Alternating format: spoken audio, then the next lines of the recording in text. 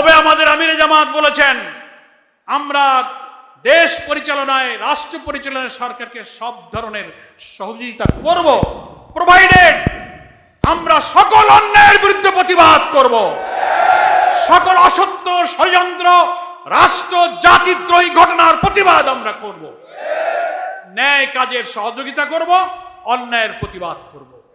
তাওয়ানু আলাল বিররি ওয়াত তাকওয়া ওয়ালা তাওয়ানু আলাল ইসমি ওয়াল উদওয়ান। আমরা ভালো কাজে সাহায্য করব, মন্দ কাজে আমরা বাধা দিব।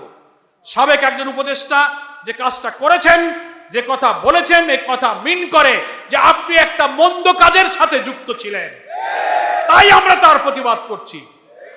আপনি আমাদেরকে মবের শিকার হবেন এরকম আশঙ্কা কেন করেন? এটা তো এক ধরনের উস্কানি আপনি দিয়েছেন।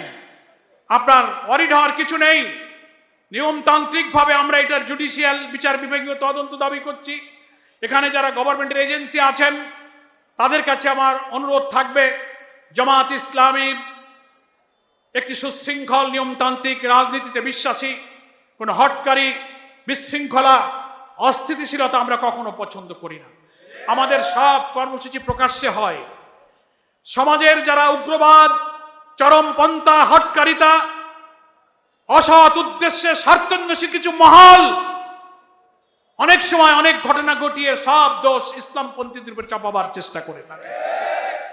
সেজন্য আমি সকল গভর্নমেন্টের ইন্টেলিজেন্স এজেন্সিগুলোকে সজাগ থাকতে বলবো, জামাত ইসলামী নিয়মতান্ত্রিক বক্তব্য প্রতিবাদের বাইরে যাবে না।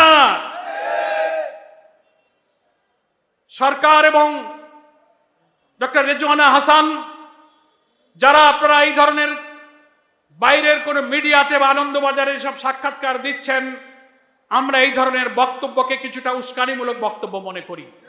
এটা এখনই সমীচীন নয়। আমরা তো আপনার বক্তব্যের একটা জুডিশিয়াল ইনকোয়ারি দাবি করেছি মাত্র।